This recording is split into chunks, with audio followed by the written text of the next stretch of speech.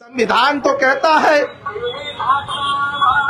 कि हम सब बराबर हैं। जितना दलितों की वोट की बराबर, नीतीश कुमार जो सेकुलर फेस लेकर के आए हैं, माहौल बन रहा था कि भाई ये वो वोट के खिलाफ जाएंगे। प्रॉपर्टी किसी की बाप की जागीर नहीं है, ये हमारे बुजुर्गों की दी हुई। लेकिन किसानों ने कहा कि मर जाएंगे, लाशें घर लौट के जाएगी, लेकिन जब तक को बचाने के लिए हम हर संभव प्रयास करेंगे और यह आंदोलन जो है हम करते रहेंगे। मैं गलत हुआ बजा हुआ है। हम साथी चाहेंगे कि विकास जी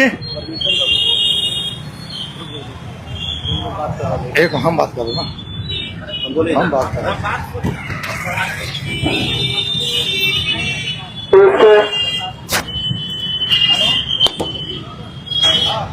वह संशोधन बिल वापस लेने के सवाल पर इसका नेतृत्व कर रहे हैं जीरादेई विधायक अमरजीत कुशवाहा जी।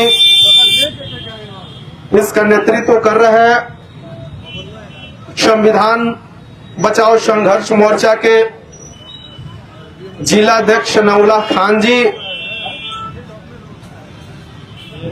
इस संविधान इसका नेतृत्व कर रहे हैं आयशा के पूर्व राज्य उपाध्यक्ष विकास यादव जी और इसमें उपस्थित तमाम नौजवान साथियों को मैं इनकलाबी नौजवान सभा की तरफ से हार्दिक अभिनंदन और स्वागत करता हूं। अब जानते हैं कि कल वह बोर्ड की कल लोकसभा में लंबी बहस हुई और 288 मतों से लोकसभा में वह बिल पास हुआ। हम कहना चाहते हैं कि जिस जिस तरीके से मोदी सरकार पूरा देश में ध्रुवीकरण की राजनीति कर रही है, इसको आप तमाम लोगों को समझने की जरूरत है। भाजपा हमेशा से कहती रही है कि हमें मुसलमानों का वोट नहीं चाहिए, हम मुसलमानों के वोट नहीं चाहिए, हम मुसलमानों के वोट नहीं चाहिए, हम बिना मुसलमानों के वोट के ही देश में सत्तारूढ़ सरकार चला लेंगे। लेकिन जब यह बात कहते हैं तब हमें संविधान उठा के पढ़ने की जरूरत है। क्या यह संविधान हमें इन लोगों को इजाजत देता है ये कहने के लिए कि भाई मुसलमानों की वोट नहीं चाहिए? संविधान तो कहता है कि हम सब बराबर हैं। जितना दलितों की वोट की कीमत है, उतना बड़े बड़े लोगों की वोट की कीमत है। लेकिन अपनी राजनीतिक स्वार्थ के कारण और देश में सांप्रदायिक राजनीति के कारण भाजपा इस तरह के बयान दे रही है। लोकसभा में किरण रिजिजू बोल रहे थे कि हम मुसलमानों के भलाई के लिए ये बिल लेके आए हैं। हम कहना चाहते हैं कि भाजपा के लोग, किरण रिजिजू जी, आपसे मुसलमान की भलाई नहीं होगा। अरे जो भाजपा 230 सांसदों में एक सांसद को मुसलमान को नहीं जीता सकता, जो भाजपा त्योहारों में मस्जिदों को ढकने के लिए मजबूर करता है, जो भाजपा सड़कों पर हमें नमाज तक नहीं पढ़ने देता है, वैसे भाजपाइयों से हमें उनके की उम्मीद नहीं करनी चाहिए। ये भाजपा के लोग। और बिहार की बात किया जाए तो नीतीश कुमार जी सेकुलर हैं और सेकुलर की बात कहते हैं कि हम सेकुलर हैं। लेकिन हमने कल ललन सिंह की स्टेटमेंट सुना, ललन सिंह की बातें सुना, और जिस तरीके से ललन सिंह लोकसभा में अपनी बात रख रहे थे, वो सेकुलर पार्टियों में है। नीतीश कुमार सेकुलर पार्टी की बात करते हैं, लेकिन उनकी बातें ऐसे लग रही थी जैसे वो जहर उगल रहे हैं। वो चाहते हैं कि इस देश में मुसलमान नहीं रहे, लेकिन हम कहना चाहते हैं कि देश की आजादी की लड़ाई में इस देश के आजादी की लड़ाई में मुसलमानों ने अपनी खून बहाया है, अंग्रेजों से लड़ते लड़ते अपनी बलिदान दिया है। और इस देश से किसी मुसलमान पर आप हाथ डालिएगा तो इनकलाबी नौजवान सभा मजबूती से उनके पक्ष में खड़ा होकर के आपको जवाब देने का काम करेंगे।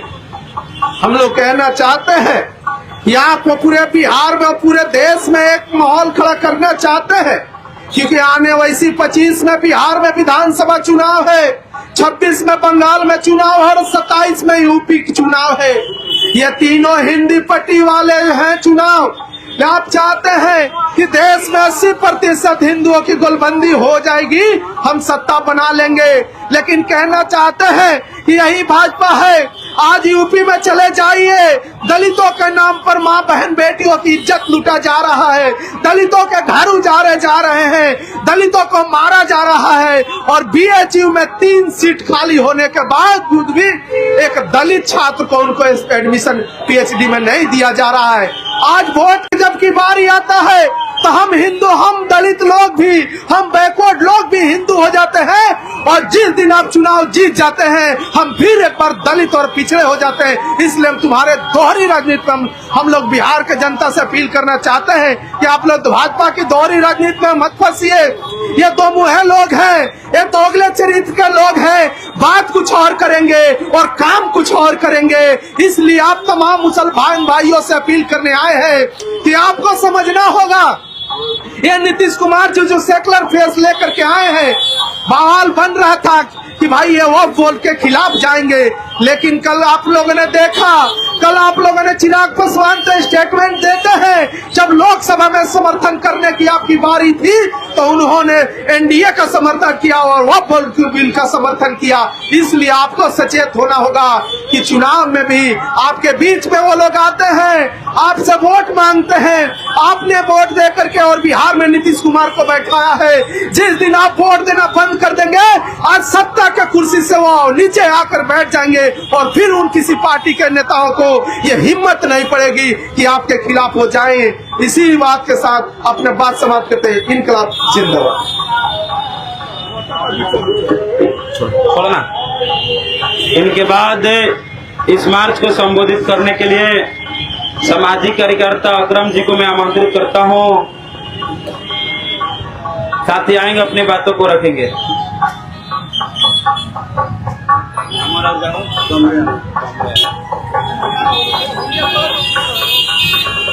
इस प्रोस्टेट में जितने लोग आए हुए हैं उन सभी का बहुत बहुत स्वागत है, वेलकम है, धन्यवाद है।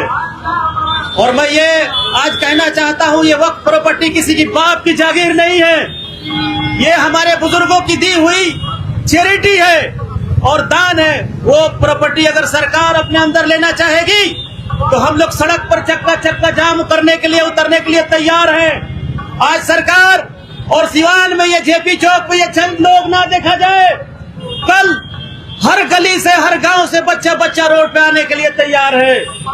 वक्फ प्रॉपर्टी बिल मुर्दाबाद, संविधान जिंदाबाद। इनके बाद इस मार्च को संबोधित करने के लिए भाकपा माले जीरादेवी विधायक कामरेड अमरजीत कुशवाहा जी को मैं आमंत्रित करता हूं। साथी आएंगे, अपनी बातों को रखेंगे। सब लोग इधर आइए, पीछे हो जाओ, थोड़ा साइड।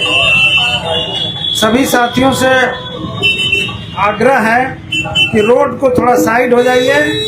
हम लोग आज रोड जाम करने नहीं आए हैं, हम सब लोग यहाँ पर अपनी बात जनता के बीच रखने के लिए आए हैं। सबसे पहले वक्फ संशोधन बिल को लेकर बाबा साहब डॉक्टर भीमराव अंबेडकर मूर्ति के पास से सैकड़ों के संख्या में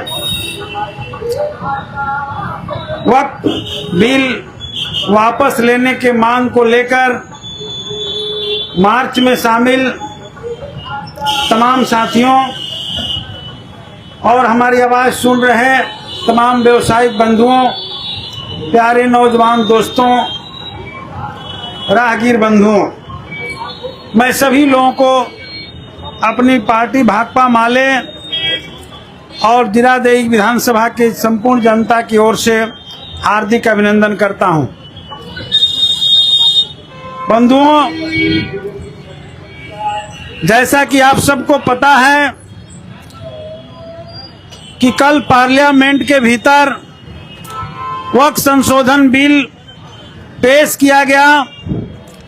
8 घंटे की लंबी बहस के बाद आखिरकार बिल को पास करा लिया गया। 288 मतों से बिल पास हुआ है।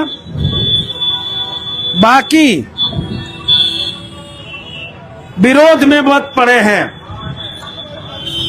बंधुओं, मैं कहना चाहता हूं, ये वक्फ संशोधन बिल क्या है और इसके बारे में किस तरह से भ्रामक प्रचार किया जा रहा है, ये भी समझने की जरूरत है। मोदी जी कह रहे हैं, अमित शाह जी कह रहे हैं कि यह बिल, और मैं तो देख रहा हूं कि हमारे जनता दल यू के सांसद ललन सिंह भी कह रहे हैं कि यह बिल मुसलमानों के लिए तोहफा है। अगर किसी को तोहफा आप दे रहे हैं और वो लेने के लिए तैयार नहीं है, तो वैसा तोहफा आप क्यों दे रहे हैं? अगर आप तोहफा दे रहे हैं और वो लेने के लिए तैयार नहीं है, मैं आप लोगों से कहना चाहूंगा कि किसान को भी इन्होंने तोहफा दिया था। कहा था कि 3 कृषि कानून किसानों के लिए तोहफा है। किसानों ने कहा कि ये तोहफा हमें मंजूर नहीं है।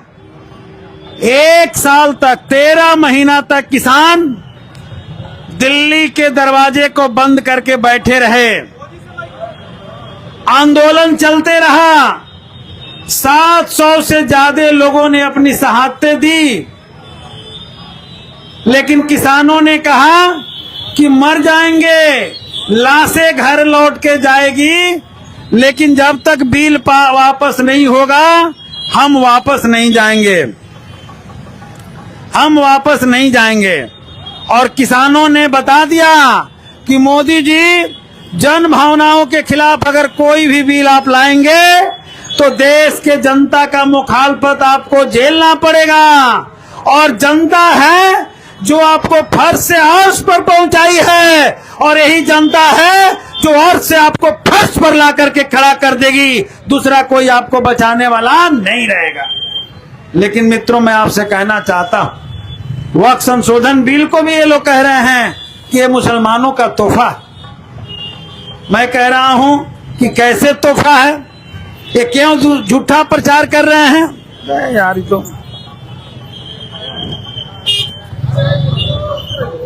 ये झूठा बैटरी डाउन हो गई, तो छोड़ दो।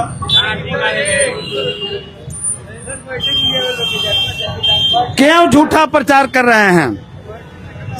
इस प्रचार से तो कोई फर्क पड़ने वाला नहीं है, इसलिए कि ये सब लोग जानते हैं कि दिल्ली सल्तनत के जमाने से ये वक्फ बोर्ड का परंपरा चला आ रहा है, और लोग अपनी संपत्ति को स्वेच्छा से सामाजिक कार्यों के लिए अल्लाह के नाम, ईश्वर के नाम दान देते हैं, और उसी दान की संपत्ति है वक्फ की संपत्ति।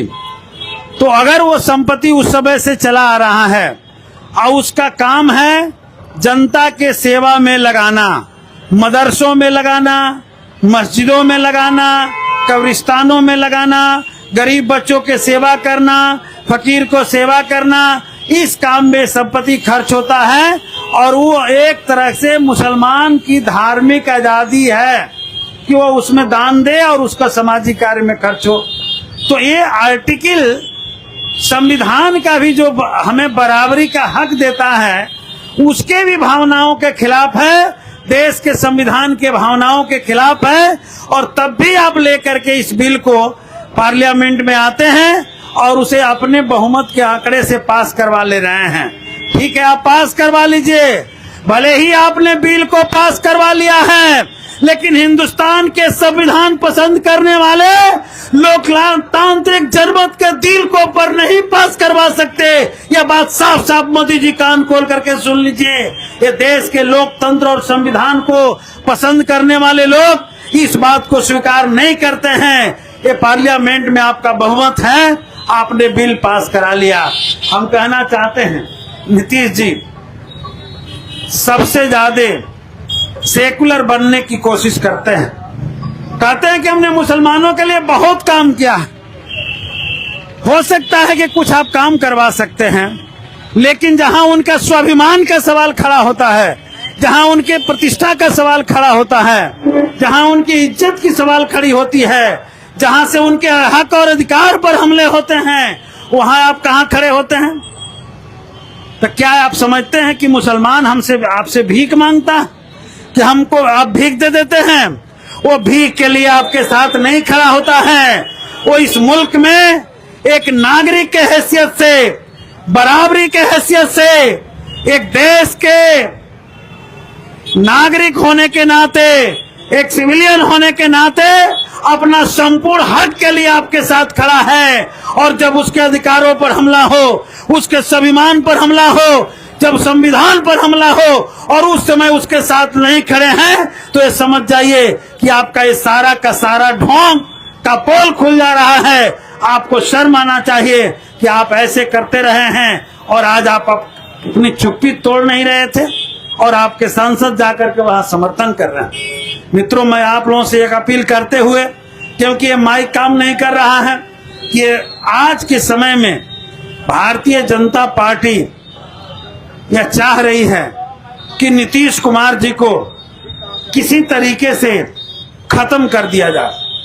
और इसी उद्देश्य से अपना लोकसभा चुनाव में जो हार हुआ था, जो ये 400 के सपने देख रहे थे, ये देख रहे थे कि हम 400 पार आएंगे, लेकिन देश की जनता संविधान और लोकतंत्र के रक्षा के लिए इनको 240 पर ला करके खड़ा कर दिया और उसमें भी 50 सीट इन लोगों ने बेईमानी करके जीता। ये उन्हें एहसास है कि अगर ऐसा कोई खेल नहीं खेलेंगे जिसके जरिए पूरे देश की जनमत हमारे साथ खड़े हो, तो हम आने वाले दिनों में खत्म हो जाएंगे। और इसीलिए आज ये इनके पास एक ही रास्ता है कि देश की राजनीति को दो खेमों में बांट दिया जाए, क्योंकि इन्होंने जनता के लिए जो वादा किया था वो 2 करोड़ लोगों को रोजगार का वादा था। उन्होंने वादा किया था किसानों के फसल का दुगुना कीमत देने का। उन्होंने वादा किया था बिहार देश को महंगाई से रक्षा करने का, महंगाई खत्म करने का। इन सारे वादों पर ये फेल हो चुके हैं और इसका जवाब इनके पास नहीं है। और अभी जो बजट आया है, इस बजट में भी इसका इनके पास कोई जवाब नहीं है। तो ये सोच रहे हैं कि देश के राजनीति को ध्रुवीकृत करके, देश के राजनीति को हिंदू मुस्लिम में बांट करके, चाहे जिस तरह से भी हो उस तरीके से करके, और देश के सत्ता पर हम काबिज रहें और बिहार के चुनाव में भी आने वाले समय में हम काबिज रहें। और इसलिए मैं आप लोगों से कहना चाहता हूं, इस साजिश को अपना काम करें, अपनी एकता का परिचय दें। ये किसी भी न्यास की संपत्ति, किसी भी ट्रस्ट की संपत्ति, चाहे वो हिंदू धर्म के पास ट्रस्ट हो या मुसलमान के पास हो, उसकी अपनी आजादी है, उसको खर्च करने की आजादी है। वो सिखों के पास हो, वो ईसाइयों के पास हो, उस सबको अपनी आजादी होनी चाहिए। और हम लोग सबकी आजादी का वकालत करते हैं। हमारे देश का संविधान सारे धर्मों को बराबर का हक देता है, सभी धर्मों को आजादी का अधिकार देता है। और ये बिल उस आजादी के अधिकार पर हमला है, देश को बांटने की साजिश है, संविधान के मूल भावना पर हमला है और साथ ही साथ एक लुटेरा बिल है। इस संपत्ति को लूट करके, इस संपत्ति में सरकार का हिस्सेदारी बना करके और अडानी अंबानी को सौंपने की साजिश है। हम इसका विरोध करेंगे। आने वाले समय में सड़कों पर आवाज और आगे बढ़ेगी और एक न एक दिन ऐसी सरकारों से जनता जनमत छीन करके ऐसे बिल को रद्द कराने का काम करेगी। हम यही बात कहते हुए कि यह बिल वापस होना चाहिए और नीतीश कुमार, जीतन राम मांझी और चिराग पासवान से भी इसका हिसाब होना चाहिए। इंकलाब जिंदाबाद। बहुत बहुत धन्यवाद।